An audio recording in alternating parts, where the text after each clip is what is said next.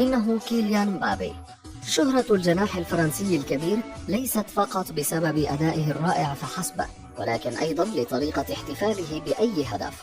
فبعد أن يحرز مبابي هدفا يقوم بعقد ذراعيه مطوية على صدره تصحبها نظرة رضا على وجهه، وهو ما جعل التساؤل يدور حول السبب وراء طريقته في الاحتفال، قبل أن يكشف اللاعب نفسه عن السبب في تصريحات لصحيفة ليكيب الفرنسية قائلا: في الواقع لست أنا صاحب فكرة طريقة احتفالي بالأهداف، كان السبب أخي الأصغر إيثان. عرفت تلك الحركات منه عندما لعبت معه بلاي ستيشن، حيث اعتاد على القيام بها عند إحرازه هدفا أمامي.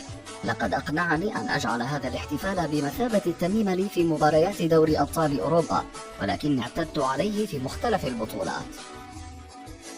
لماذا فضل سان جيرمان على ريال مدريد؟